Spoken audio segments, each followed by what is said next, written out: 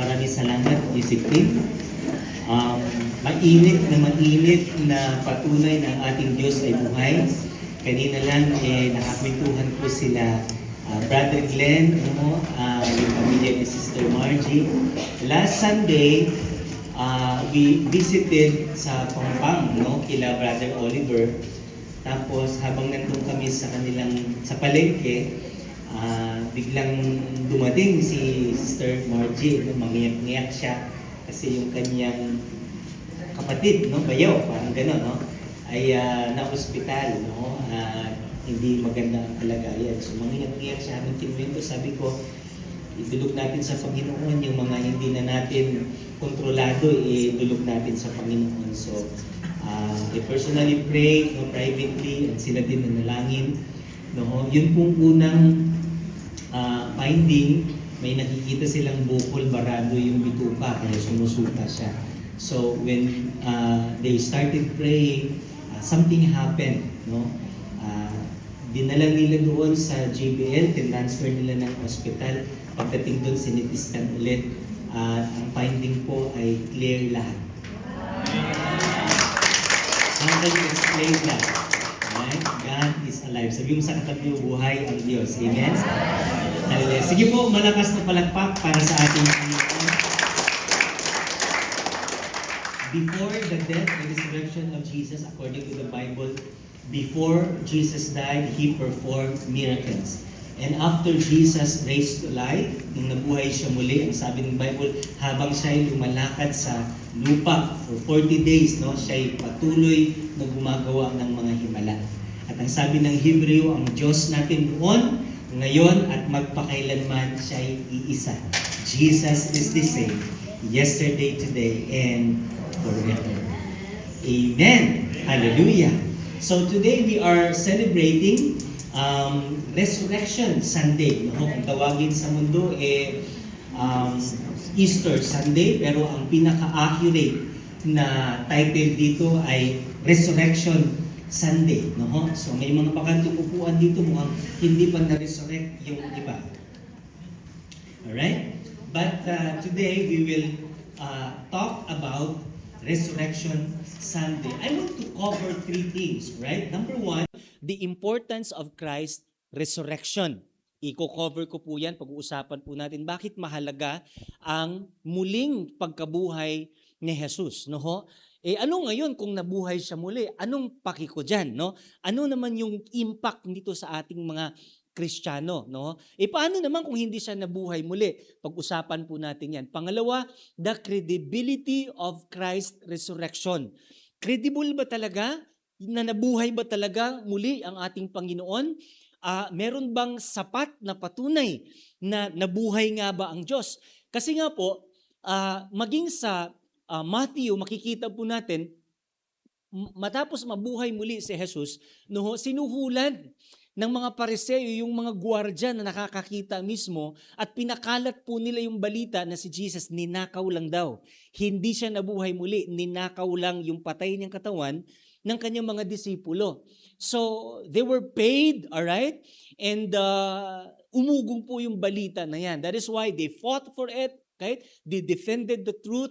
And napatunayan po, may mga patunay na ang ating Diyos ay buhay. Pangatlong i-cover natin dito is yung the consequences of Christ's resurrection. Gaya na banggit ko kanina, ano ang consequence? Kung talagang si Jesus hindi nabuhay, kung fake ang kanyang tinatawag na resurrection, ano yung consequence? Ano naman yung consequence kapag kung totoong buhay ang ating Panginoon, nabuhay siya muli mula sa mga patay. So, yan po ang mga pag-uusapan po natin ngayon. Are you ready for the word? Purihin ang Panginoon. So, let's go to point number 1, the importance of Christ's resurrection. Bibilisan ko kasi medyo mahaba po ito. Alright? Kaya sisikapin ko na matapos natin sa tamang oras. Alright? Now, the importance of Christ's resurrection. Bakit nga ba mahalaga ang muling pagkabuhay ng ating Panginoon? Okay? Now, kung si Jesus hindi nabuhay muli, ano ang impact nito sa atin? Right? So, ang sabi po, Number one, sa verse 1, makikita po natin, importante ang muling pagkabuhay ni Jesus sapagkat ito'y pundasyon ng ating pananampalataya. Pundasyon, kapag ang bahay walang pundasyon, it will collapse. Alright? Kahit nga yung mga bahay na may mga pundasyon, kapag hindi sapat ang pundasyon, hindi matibay ang pundasyon, kukulaps pa din. Nakita na ba kayo ng ilustrasyon ni Jesus, yung dang buhangin, kastilyong buhangin? Ang gandang-ganda, di ba? Pero kapag dinaanan ng tubig, ng alon, magkukulaps po yan. So, importante sa atin ang muling pagkabuhay ng ating Panginoon sapagkat this is the foundation of our Christian faith. If Jesus, alright, did not rose to life, then walang pundasyon ang ating pananampalataya. Para lang tayong lumulutang sa hangin. In fact, ang sabi dyan, no, it is our doctrinal centrality. Importante ang muling pagkabuhay sapagkat ito yung sentro, dito umiikot ang Kristyanismo. If not because of this resurrection, walang Kristyanismo eh. There is no Christianity without resurrection. Kaya nagkaroon lang ng Kristyanismo dahil nabuhay siyang muli. The Christian religion is very different from other religions. There are 4 big religions in the world: Christianity, Muslims, Hindus, ano pa yung isa? Judaism. Dito sa big 4 religions, Christianity is the very unique. Alam niyo kung bakit? Yung Hindu, yung kanilang Muhammad, ang kanilang tawag ito, yung kanilang pinuno, namatay, hindi nabuhay. Si Muhammad, the prophet, namatay, hindi nabuhay. Hanggang ngayon, nasa libingan. Pero ang ating Panginoon, namatay sa 2 araw, siya'y muling nabuhay. Ngayon, ang libingan ng ating Panginoon, bakante pa rin. In fact, when you go to Israel, sabi nila, hindi pa naman nakapunta doon, there are 3 popular tomb in Israel. When you go there, tatanungin mo, saan dito yung libingan ni Jesus? Sabi nila, eto. Sabi ng isa, pwede rin ito. Pwede rin yan. 3 po ang pinaka-popular na libingan doon ng ating Panginoon. But here's the good news. Doon sa 3 libingan na yon, lahat yon bakante. It's a living proof that our God is alive. Palakpakan natin ang Panginoon. Hallelujah. There's a great theologian, kailan lang namatay itong si Timothy Keller. Sabi niya, he describes that resurrection as the hinge upon which the story of the world pivots. Lahat nakakabit dito. Right? Alam niyo yung gulong? Di ba sa gulong ng bisikleta, may pivot dyan sa gitna kung saan nakakabit lahat ng mga spokes? That's the pivot. Kapag wala yan, wala eh. Void lang lahat. Sabi niya, it is the hinge upon which the story of the world pivots. Kaya nagkaroon ng magandang kwento ang mundo, nakakabit lahat sa isang pivot na yan. And that is the resurrection of our Lord Jesus. Without that part of the story of Jesus, the world is void. In fact, I was reading, 2 days ago, I was reading a Bible commentary and sabi nung isang commentary, sabi niya, ang ganda ng nagagawa ng resurrection ni Jesus. Because of resurrection, nagkaroon ng Christianity. And because of Christianity, nag-evolve ang mundo. Sabi nga nung commentator, sabi niya, kung hindi dahil sa Kristyanismo, baka hanggang ngayon, mga barbaro pa rin tayo. Baka ngayon, wala pa rin tayong technology.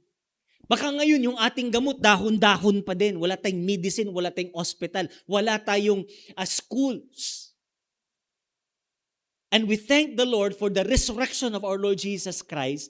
Because of that, it brings up Christianity. And because of Christianity, nagiging na-socialize, alright? Nagiging maayos ang mundo. So, I would like to quote from the word of the cross. Ang ganda ng kanilang sinulat about the resurrection of Jesus. It says that the resurrection is the truth on which everything else hinges. Katulad na lang ng sinabi ni Timothy Keller, lahat nakakapit dito. Without it, Christian ministry is pointless. Pointless. Walang punto yung Christianity. Personal faith is ineffective. God's character is called into question, questionable, ang karakter ng Panginoon. Kasi nag-promise siya na mabubuhay siya muli, tapos hindi pala, then the character of God is questionable. And your faith to God becomes questionable. Christians are still in need of salvation. Kaya wala pa rin ligtas. Any sense of future hope is removed. Kawawa po. If Jesus did that, raised to life, walang hope, walang future hope. And our present experience is meaningless. Yung ating buhay ngayon, walang saysay. Parang pag natapos ng buhay, wala na. On the other hand, if Christ did that indeed rise from the dead, then the opposite is true. The Corinthians had not taken into account the importance of the resurrection. Ang sinulatan kasi dito sa taga-Corinthians Church. So, nilinaw ni Pablo na merong muling pagkabuhay. At si Jesus ay muling nabuhay. They did not realize all the things that would fall apart without the validity of the resurrection. Kaya pinagdiinan ni Pablo na importanteng maunawaan ninyo na si Jesus namatay, pero nabuhay siya muli. Kasi kung hindi natin maunawaan na siya nabuhay muli, lahat ng ating ginagawa, walang saysay. Alright? Interestingly enough, they had pulled out another piece of the puzzle that had caused the doctrine of the resurrection of Christ to come tumbling down. In order to understand this, one needs to make a quick categorical expansion in relation to his or her understanding of the resurrection. So pinakita lang po dito sa paragraph na ito na importante ang na maunawaan natin ang doktrina ng muling pagkabuhay ng ating Panginoon. So that's the first reason why it is very important, because it is our foundation. It is the foundation of, without it, Christianity collapses. Are you listening? Right? Now, number 2, it is very important because it is a gospel of salvation. The story of resurrection, yung kwento ng muling pagkabuhay ng ating Panginoon, yan po ay mabuting balita ng kaligtasan. Pag sinundan niyo po ang mga preaching ni Pablo, ni Pedro, ng mga apostoles, lagi nilang sinasabi na matay si Jesus, subalit nabuhay muli, at sino mang mananampalataya sa Kanya, siya ay mabubuhay muli pagdating ng mga huling araw. So laging nakakabit ang gospel of salvation, ang mabuting balita ng kaligtasan, sa kwento ng muling pagkabuhay. Number 3, this is very important because it is a teaching passed on. It is a teaching passed on.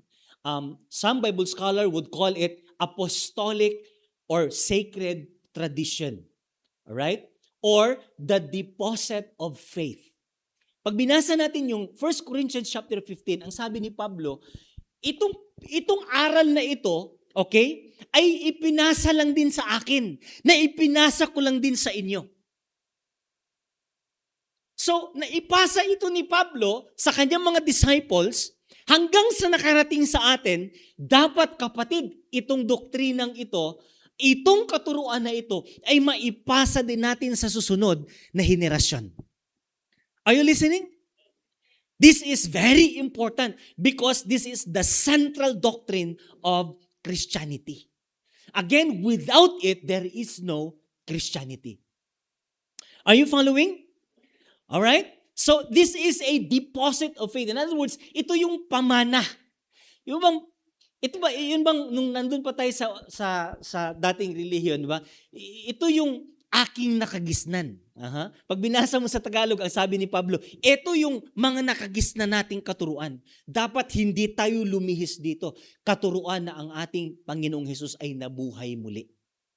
At dapat panghawakan natin yan sapagkat ang sabi ng Bible, diyan tayo nangaligtas kapag ito ay patuloy nating panghahawakan. Amen. Palakpakan nga po natin si Lord. Alright? So that is the importance of Christ's resurrection. It is the foundation of our Christian faith. It is the gospel of salvation. And it is the teaching passed on or the deposit of faith. Mana sa atin yan. Ibig sabihin, ito'y hindi dapat mawalay sa atin. Dapat pahalagahan natin yan, pamana sa atin yan. It's a treasure teachings passed on to us. Alright? Now, let's go to the second point, the credibility of Christ's resurrection. Credible nga ba? Totoo nga bang nabuhay si Jesus? I was very fascinated, I think 3 years ago. Meron akong sinubaybayan na ginawa nila itong parang teleserye eh. No, there's a group of atheist people. I think you can find it in YouTube right now. Pinanood ko po yan, sinubaybayan. There are group of atheist scholars. They don't believe on God. And gusto nilang i-debunk, gusto nilang maliin, gusto nilang patunayan na talagang hindi nga nabuhay muli si Jesus. So there is a tomb inside Jerusalem. Patong-patong na po yan, sobrang lalim na kasi sa Jerusalem kasi pag giniba mo yung bahay, hayaan mo na lang yung rubble, kung saan yung mga debris, kung anong giba, bayaan mo na lang siyang tatambak doon, tapos magtatayo ka na lang panibago. Kaya yung bahay sa ilalim, papatungan ng panibagong bahay, papatungan kaya ang taas-taas na po yan. Kaya pagka hinukay mo yung pinakailalim, it takes a lot of hard work. So what they did, in order for them to debunk, papasinungalingan nila yung muling pagkabuhay ng ating Panginoon. So, nag-hire sila ng mga Bible scholars, evangelical scholars, lahat ng mga klaseng scholars to explain that, Jesus rose to life. Pero ang ginawa nila, pasinungalingan namin yan, patunayan namin na ang Panginoon ninyo ay hindi nabuhay muli. So, to cut the series short, right? Nagpasok sila doon ng camera at nakita nila na merong tomb sa ilalim. It's a family tomb. Ngayon, nakita nila doon sa mga inscriptions ng mga tomb, nakita nila yung mga logo like fish, like P, tapos merong X, and then nakita nila yung Greek word na pangalan na Joseph. Joseph. So Joseph, that is Joseph. Wala kasi silang J, that's Y, And then Jesus, Jesus, Isus, Isus, Jesus, that's the word for Jesus. And then there's also name there Mary. Now, according to the Bible scholars, the name Jesus, Mary, Joseph, those names are common in their times. Kaya ganun pa man, sa pagpupursige nila na ipasinungalingan yung muling pagkabuhay ng ating Panginoon, talagang pinasok nila yung tomb. But, to their surprise, even those tomb na yon, walang laman. Walang laman. So, mga kapatid, credible ba? Sinong magpapatunay na si Kristo nga ay muling nabuhay? Are you ready about this? Now, hindi po tayo lalabas, hindi tayo gagamit ng external canonical piece of evidence just to prove, but internally pa lang makikita po natin. Now, externally on the other hand, there is a writer by the name Josephus in the 1st century. And Joseph was recorded in his history book. You can read it in Google. You can Google it. Josephus Flavius, historian siya. Hindi siya kasama sa disciple ni Jesus, but historian siya during that time. And he recorded even the death of Jesus Christ. That merong isang taong religious, mabuting tao, teacher, he was crucified. And he can attest that Jesus, hindi lang siya spiritual figure, but Jesus also is a historical figure. Kung naniniwala kayo ni Dr. Jose Rizal, Jesus is like Dr. Jose Rizal. He is historical figure. Hindi lang siya spiritual. He lived and walked on this earth just like us. Amen? Now, credibility of Christ's resurrection. But before that, there are common views of life after death. May mga views, may pananaw ang mga tao. Until now, pinangahawakan pa po ito. I will give you three. Number one, merong tinatawag na hedonism or survival. Ano yung mga hedonism na view of afterlife? No? Body and soul cease to exist after death. In this view, there is nothing beyond this life. Ang naniniwala dito, yung mga Sadducees. Kung nabasa niyo na po sa Bible yung mga Sadducees or Sadducees, no? Tinawag silang Sadducees, sad sila. Kasi nga, wala silang resurrection. Ang pananaw nila is hedonism. Life is just survival. Once you're dead, everything ends there. Your soul stops, your body stops. That's hedonism. Now, the second group of people or the second view of death, after death, is what we call dualism or mysticism. Ano naman sila? Ito naman ang kaibahan nila. The body ceases to exist when you die. Yung body, hanggang doon na lang, but the soul lives on. Kaya may mga naniniwalang may nagmumulto kasi they believe that soul lives on. However, ang mga grupong ito, they ignore the physical world. Hindi sila masyadong pinapahalagahan yung physical, more on lang sila sa spiritual. Kaya they don't care about physicalities. Now, the third belief about the after death is what we call holism. Holism. Holism means body and soul continue to exist by way of resurrection. Now, this is what we believe. Holism. Na ang tao, mamamatay, magpapatuloy ang kaluluwa, subalit pagdating ng araw, mabubuhay muli ang tao. Resurrection. Alright? So that is holism. Alright? Now, what are the proofs of Christ's resurrection? Ano nga ba ang patunay na nabuhay nga ba? Credible ba ang pagkabuhay ng ating Panginoon? Now, kapag tanungin ka ng kaklase mo o katrabaho mo na hindi nananampalataya sa Kristyanismo at tanungin ka, prove to me that Jesus rise from the dead. How will you prove to them?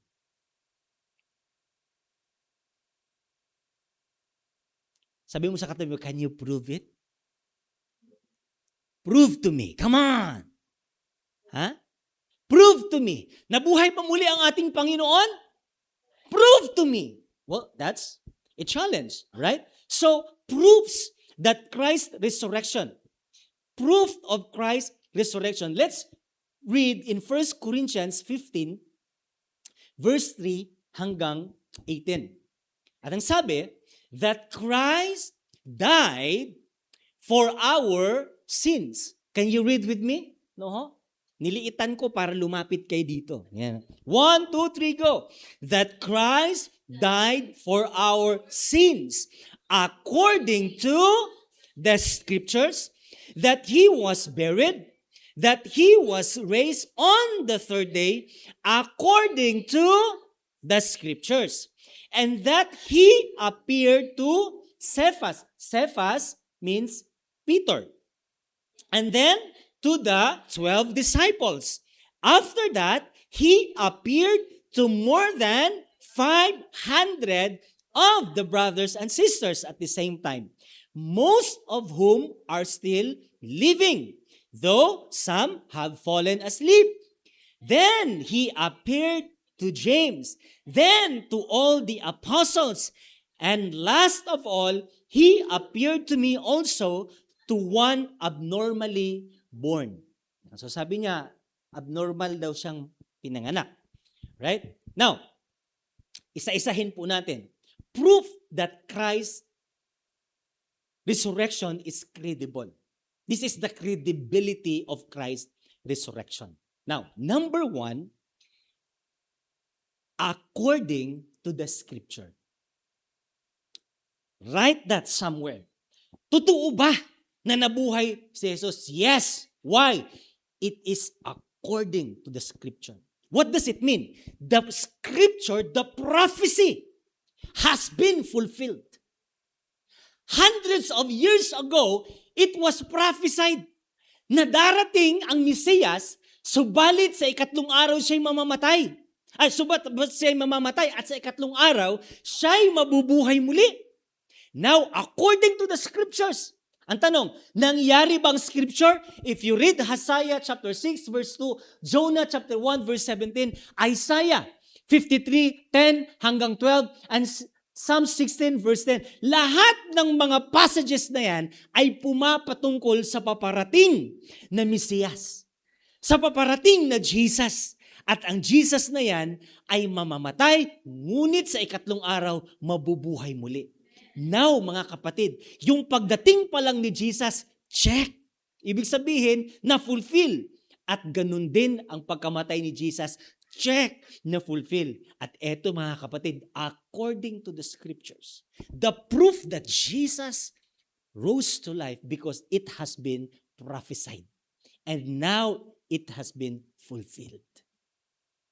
According to the scriptures. So, pag may nagtanong, how can you prove to me that Jesus rose to life? Well, ang sabi ng Bible, ang sabi ng kasulatan, yun nga lang kanyang pagdating, pinrophesy sa Bible, nangyari. Paano mo i-deny yung sinabi ng Micah, isisilang siya sa Bethlehem? Alright? So, nangyari. At maging ang kanyang kamatayan, nangyari. At ang kanyang muling pagkabuhay din, nangyari. O hindi pa siya konbinsido. Number 2, according to Peter. Now, gaano ka-importante ito? Now, si Peter ay isang importanteng figure sa New Testament.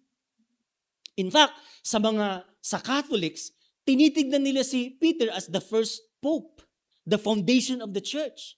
Now, kung si Pedro nagsisinungaling, then the church will collapse. Ano ang pundasyon ng simbahan? Okay? Na wag na lang yung foundation figure ng simbahan. Leader siya ng kanyang mga kapwa apostoles. What will happen to Christianity kung si Pedro nagsisinungaling? Alright? In fact, meron akong idadagdag dyan.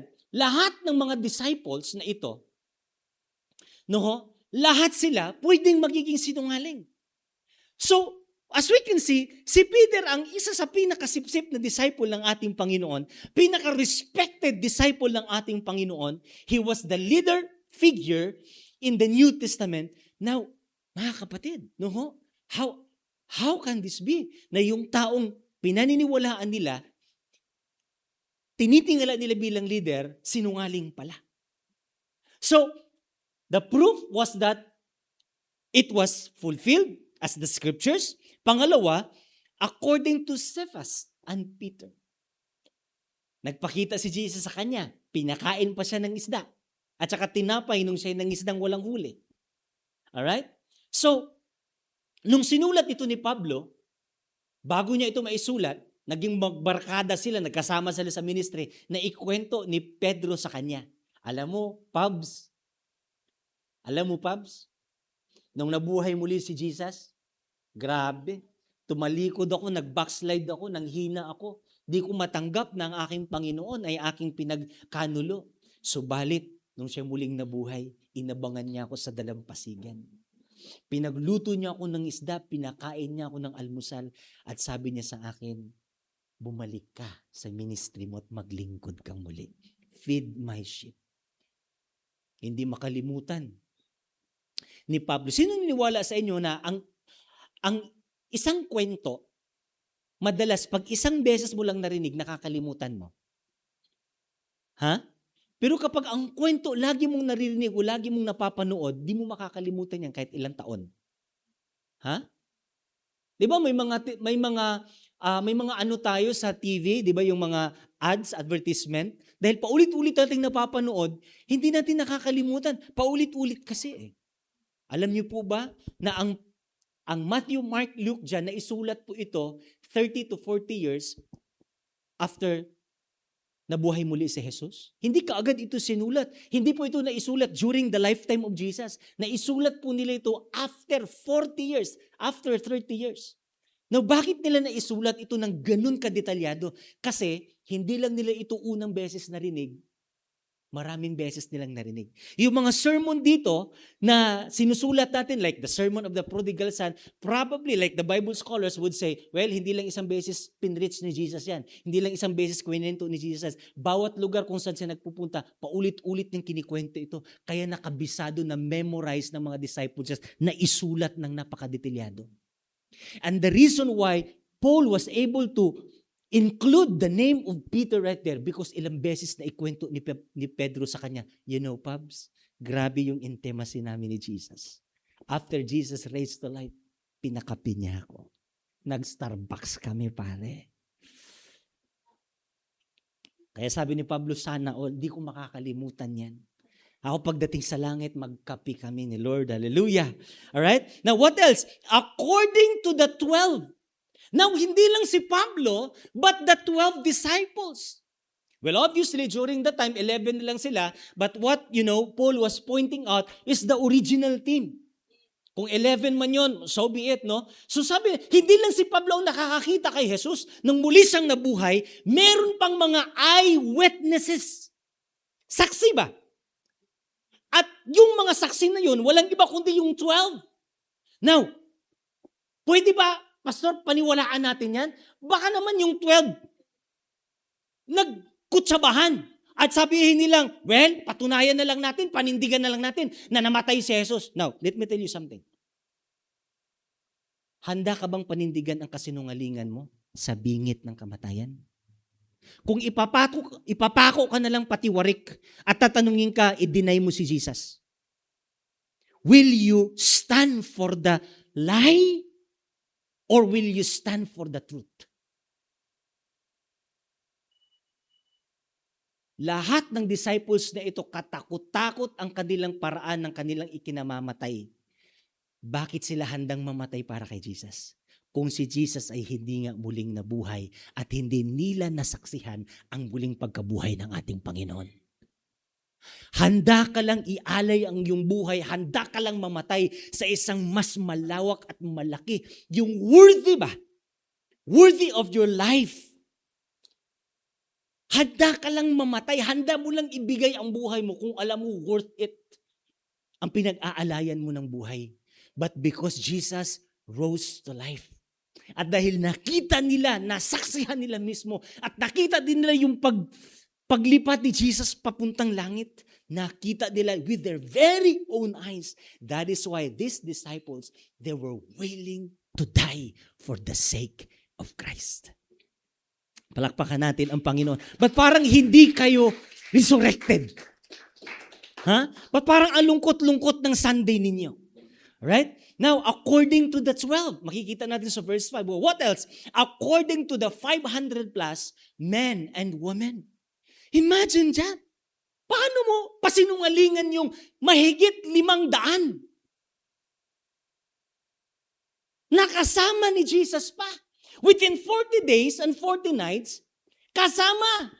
Kapi-kapi sila, 500. Nag-fellowship sila, nag-preach si Jesus, nagpagaling pa si Jesus. Nag-perform pa si Jesus ng himala. Ano ito pang sabi ni Pablo? Ang iba sa 500 na yan hanggang ngayon buhay pa. What does it mean? Paul was very confident upon his writing of this epistle. Parang sinasabi ni Pablo, yung karamihan sa 500 na yan na saksi ng muling pagkabuhay ng ating Panginoon, sila hanggang ngayon buhay pa. Parang gustong sabihin ni Pablo, kung gusto mo nga, puntahan mo sila, tanungin mo sila personal upang sila mismo mag-testify that Jesus raised to life. Yung 12 pwede pang magsinungaling eh. Pero yung 18 Marines, 18 ex-Marines, mahirap magsinungaling. Pwede pa, pero yung 500, paano mo patiklupin yun? And those are the 500 eyewitnesses, mahigit 500 eyewitnesses. And they are the witnesses that Jesus rose to life. Are you learning? What else? According to all the apostles. Na hindi ko alam bakit dinoble niya. Merong 12 disciples, meron ding all apostles. Probably, During his time, marami ng mga naging apostoles maliban sa 12.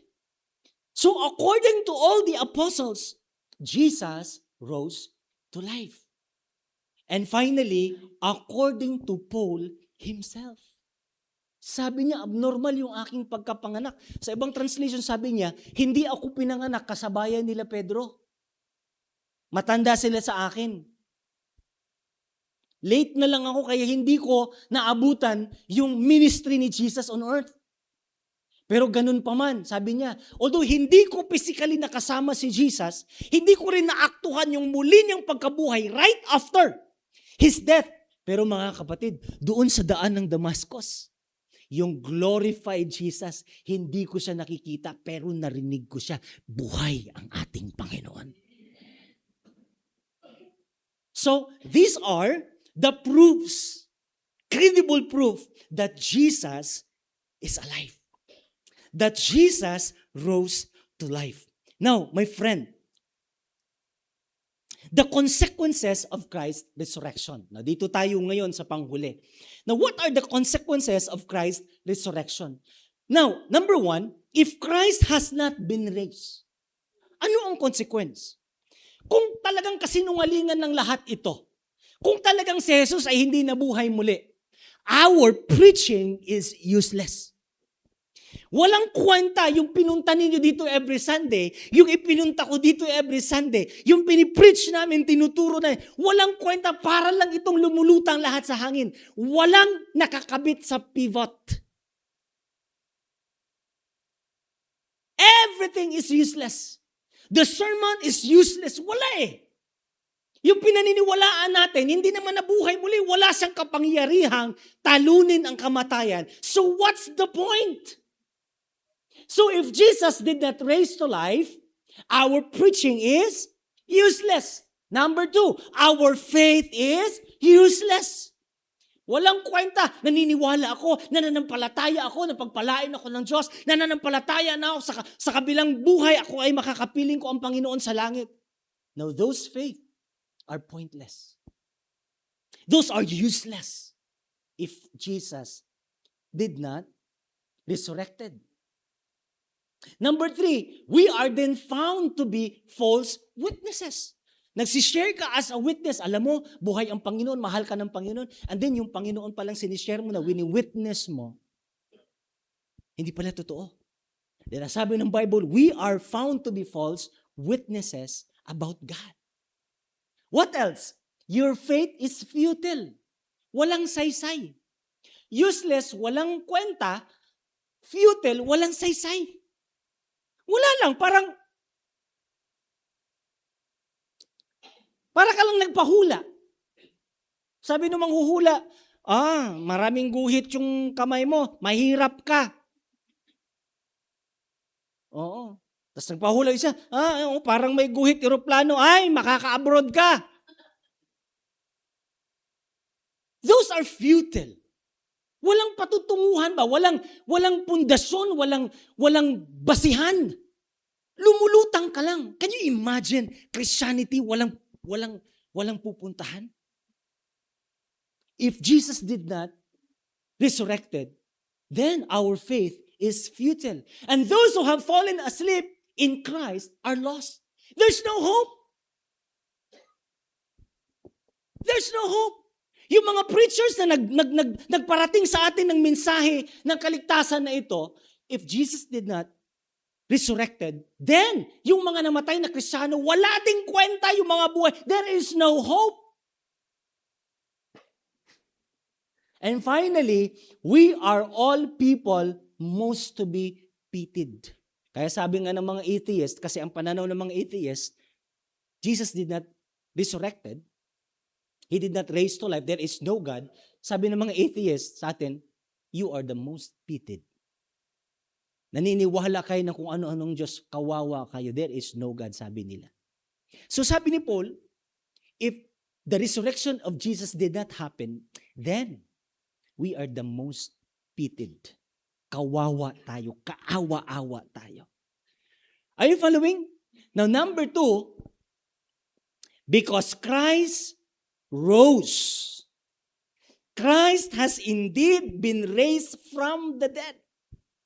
Christ's resurrection proves our faith is true and not in vain. Dahil nabuhay muli ang Panginoon, here's the consequence. Ang ating pananampalataya ay hindi sayang. At yung pagpunta mo dito, kailanman hindi naging sayang. Come on, hallelujah! Yung panalangin mo sa Panginoon, hindi kailanman naging sayang.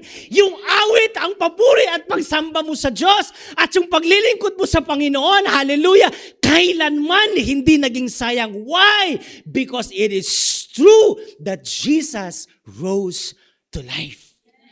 Palakpakan natin ang Panginoon, hallelujah! Now here's another benefit. Since Jesus rose to life, indeed He is, it confirms our sins are fully forgiven. Woo! That's the good news. Nang ating makasalanan ay napatawad na ng Diyos. What else? It secures victory over death. Merong panalo. Merong katagumpayan laban sa kamatayan. It guarantees our future resurrection. Mamamatay man tayo, right? Sino to naniniwala na mamamatay ka bago pa yung second coming ni Jesus? Oh, ako mukhang maaabutan ko eh. Sabi kasi ng doktor, pastor, hindi ka naaabot ng 100 years old. Pero 99 pwede pa. So binilang ko, so 26 ako ngayon, 99 minus 26, ilang taon pa? Oh, tapos ngayon may giyera na, nangyayari na yung mga prophecy eh. Oy, watch out ha, magkakaroon tayo ng series about end times. So, i-ready nyo yung mga loko-loko nyo mga kaibigan, dalhin nyo dito para mapakinggan nila yung message about end times. Now, it is a warning, okay? It's a living proof nowadays, no, na malapit na tayo sa katotohanan. Malapit na talaga. Giyera dito, giyera doon. Grabe, mga kapatid, ano ho? So, yes, no, abangan po natin yung end time na series na yan. Very exciting, right? So it guarantees our future resurrection and then it promised glorified and transformed bodies. Now, ang maganda din, nabuhay muli ang ating Panginoon. Alam niyo ba nung si Jesus nabuhay muli, kumakain pa rin? Sabi ng mga disciples, oh, it's a ghost. Sabi niya, hawakan mo yung aking kamay. Yan, yung butas, oh. Oh, hawakan mo akong tagiliran. Pero tumatagos sa pader. Kumakain, nahahawakan, pero tumatagos sa pader. Now, the same body that Jesus obtained after His resurrection will be the same body we shall have when we meet Jesus in the air. Amen? So wala nang hika. Wala nang gout. Hallelujah. Wala nang high blood. Come on! Hallelujah. Wala nang lupus. Wala nang makakalbo doon, Brother Robert. Hallelujah.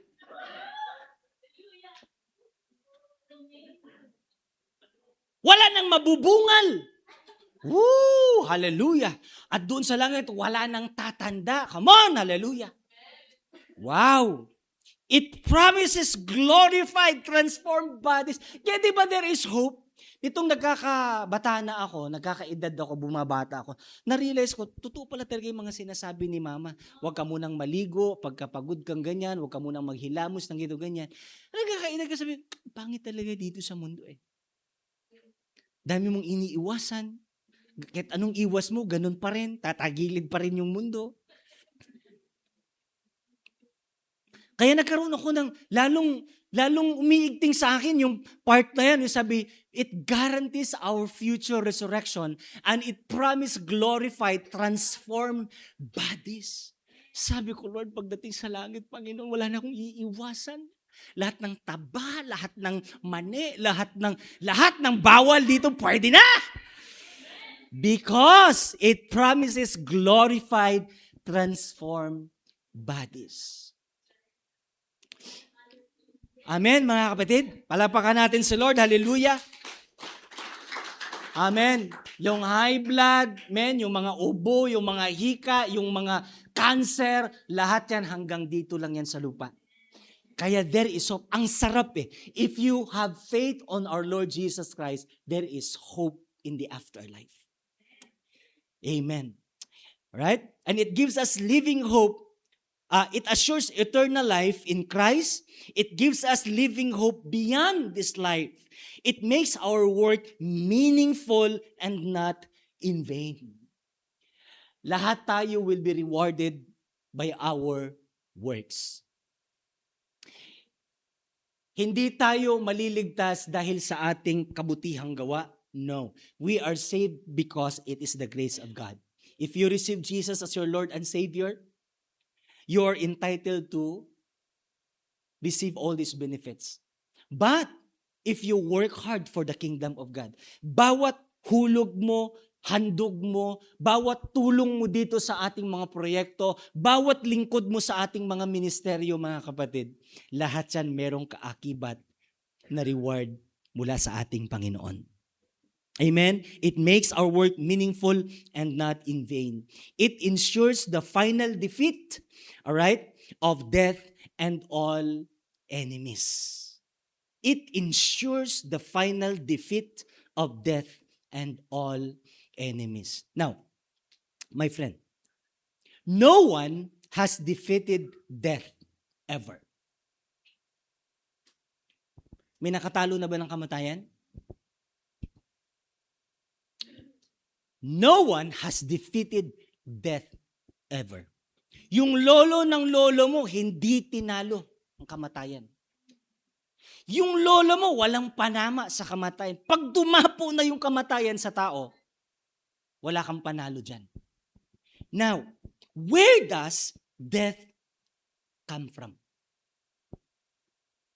Saan nga ba galing ang kamatayan? Now, very interesting. Very interesting. The Bible has it. Ang sabi ng Genesis chapter 2 verse 17, but from the tree of knowledge of good and evil, you shall not eat. It's a law. May batas. For on the day that you eat of it, you shall surely die. That's death. So, saan galing ang kamatayan? Now, from that verse, we can understand that even in the Garden of Eden, death is already there. Death is just around the corner. Are you following? Saan galing ang kamatayan? Well, who created death? Well, sabi nga ni Miles Monroe, I believe God created death. And death is a gift to us. Kasi kung hindi tayo mamamatay, after natin magkasala, there is no other chance.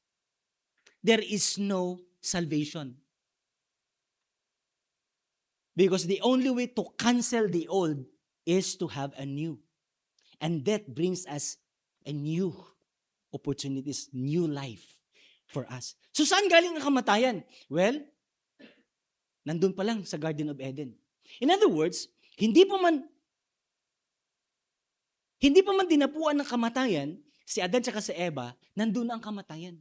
Ngalan, death during that time was powerless. Walang kapangyarihan ang kamatayan. Bakit walang kapangyarihan? Wala pang kasalanan. Makinig kayong mabuti. Saan galing ang kamatayan? Nandun lang ang kamatayan. Kailan nag-activate ang kamatayan?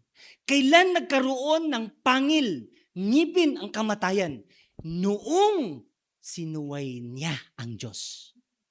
Ang pagsuway ay uri ng kasalanan. So, kung walang kasalanan, come on, talk to me. Kung walang kasalanan, walang kamatayan. Or, pwedeng mali. Nandyan pa rin yung kamatayan, pero walang kapangyarihan ang kamatayan sa tao na walang kasalanan. Because death was just right there in the Garden of Eden. Sabi ni Lord, Pag kinain mo yan, pag lumabag ka, pag nagrebelde ka, pag nag-disobey ka, you shall surely die. In other words, death is just around in the Garden of Eden. However, wala siyang kapangyarihan kay Adan at saka kay Eva hanggat hindi sila nagkasala. So in other words, ang kamatayan makapangyarihan sa tao na merong. Did we solve the puzzle? Now, according to the Bible, the power of death is sin. All right? If no sin, no death. Are you following? Ang sabi ng verse 58, the sting of death is sin. Sa Tagalog, ang ganda ng pagkasabi, may kapangyarihan lamang ang kamatayan sa atin dahil sa kasalanan. Woohoo! May kapangyarihan lamang ang kamatayan sa atin dahil sa kasalanan. So kung walang kasalanan, walang kamatayan. So here's another question. Why death did not conquer Jesus? Sinulat ko dyan, Jesus did not stay dead because He is sinless. In other words, death has no power over the sinless. Death had no legal claim over the righteous one. According to Romans chapter 6 verse 23, the wages of sin is anong wages na matatanggap ni Jesus? That's why Jesus cannot die forever. Because He was sinless. Amen. Amen. Now, the question is, why did Jesus die on behalf of us? Why He has to die temporarily? Well, ang sabi ng 2 Corinthians chapter 5 verse 21, God made Him who had no sin. Wala siyang kasalanan, pero naging makasalanan, inako niya ang ating kasalanan so that in Him we might become the righteousness of God. Inako niya ang ating kasalanan at pinarusahan siya, binayaran ang ating kasalanan, naging makasalanan siya upang ikaw at ako ay magiging matuwid sa harapan ng Diyos. Anong ibig sabihin ngayon kung ikaw at ako nananampalataya kay Jesus, nagiging matuwid sa harapan ng Diyos? Ikaw at ako ganun din. Mamamatay man tayo physically, but death cannot claim over us because we have been made righteous before the Lord. Amen. That's the reason why Jesus came to die, to make us righteous. Hanggat ang tao ay hindi nagiging righteous, magiging alila siya ng kamatayan. But because Jesus loves us so much that He died on the cross. And according to the Bible, anyone who believes in Jesus. Now here's another scripture that's very powerful. Do you believe in Jesus? Do you believe in Jesus? Ang sabi ng John chapter 11 verse 25, I am the resurrection and the life. The one who believes in me will live even though they die. That's the good news right there. Kahit mamamatay ka, pero ang taong nananampalataya sa akin, mamamatay man, pero hindi siya mananatiling patay. One day, he will be resurrected like me. And the Bible says, Jesus is the first fruit. When you read the scripture, chapter 15, verse I think 58, 59, makikita mo doon, Jesus is the first fruit. Anong ibig sabihin ng first fruit? The word first fruit is a farmer term. Ang mga farmer noong unang panahon, bago nila i-harvest lahat yan, kukuha muna yan sila ng first fruit.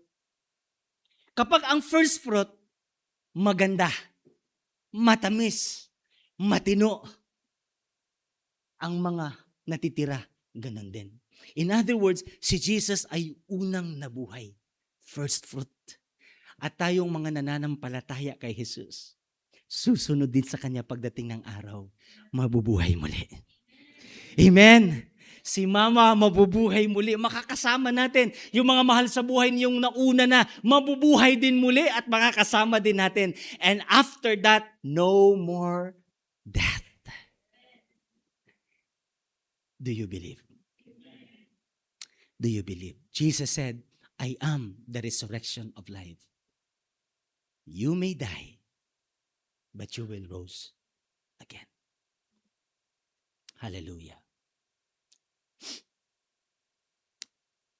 Kaya mga kapatid, nung maunawaan ito ni Pablo, meron siyang huling hirit sa last part ng 1 Corinthians chapter 15. Sabi niya, death has been swallowed up in victory. Si Adan walang nagawa sa kamatayan. Si Abraham walang nagawa sa kamatayan. Si Noah walang nagawa kay kamatayan. Yung lolo mo, yung lolo ko walang nagawa kay kamatayan. Pero nung si Jesus dumating at namatay, dahil si Jesus walang kasalanan, ang sabi ng Bible, nilamon ng tagumpay ang kamatayan. Hallelujah! At sabi ni Pablo ngayon, nung makita ni Pablo, oh, death! Where is your victory? In other words, nasaan na ang iyong kamandag? Where, oh, death, is your sting? Ang ibig sabihin, mga kapatid, nasaan na hinamon niya ang kamatayan? Nasaan na ang dati mong alindog? Nasaan na ang dati mong yabang na walang makakatalo sa'yo? Ngayon, tinalo ka na ng ating Panginoong Diyos at ako ay pinawalang sala na ng Panginoon. Wala ka ng kapangyarihan sa akin. Oh, death, where is your power? And for those who believe in Jesus as their Lord and Savior, death has no more power over them. Palakpakan natin ang Panginoon. And because death has no power over the righteous in Christ, we have been made righteous. That is why, to those who are in Christ, death has no power over them. Tayo pong lahat ay tumayo. I want you to read that last part. Pwede ba natin basahin tong last part? Pwede niyong lakihan yan para mabasa ng mga nasa likod?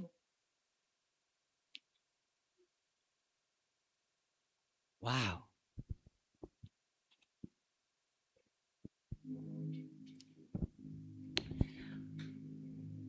One, two, three, go. Because death has no power over the righteous, in Christ we have been made righteous. That is why, to those who are in Christ, death has no power over them. Yung last part, 1, 2, 3, go. That is why, to those who are in Christ, death has no power over them. One more time. That is why, to those who are in Christ, death has no power over them. Sino dito, you are now in Christ? Just in case you're not yet sure, I want you to pray this prayer after me. Panginoong Jesus, nananampalataya ako sa inyo bilang Panginoon at tagapagligtas ng aking buhay. Ako'y nananampalataya na ikaw ay nabuhay, namatay, at nabuhay muli upang ako ay maging matuwid sa harapan ng Diyos. Salamat sa kapatawaran na binayaran mo doon sa cross, tinatanggap ko din ang buhay na walang hanggan na iyong kaloob sa akin. Simula sa araw na ito, mananatili ako sa inyo at mananatili ka sa aking puso. Ako'y maglilingkod mula ngayon at magpakailanman. Amen. Hallelujah. Congratulations. Kung ginawa mo yan ng iyong buong puso, you are now in Christ. Yes. You are now in Christ. And here's the good news. Since now you are in Christ, you are made righteous. Magkakasala ka pa rin. Magkakamali pa rin tayo.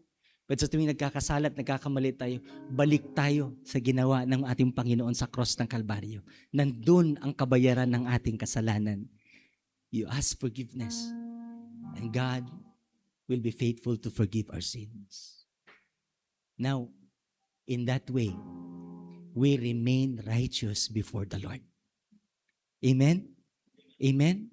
We remain righteous before the Lord. Alam nyo, pag humarap tayo sa Panginoon, hindi na sarili natin ang nakikita ng Diyos Ama eh. Pagharap natin sa Panginoon, ang nakikita ng Diyos Ama, si Jesus Christ na nakapako sa cross ng Kalbaryo. Sabi niya, ang aking anak namatay para sa iyo.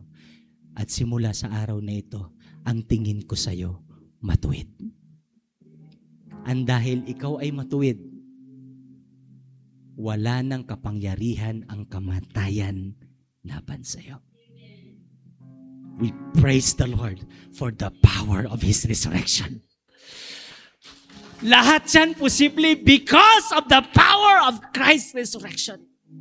And that is why today we give praise to the Lord because of the power of His resurrection. Can we just sing that song one more time? I like that song. I like that song. Wow. Just a moment.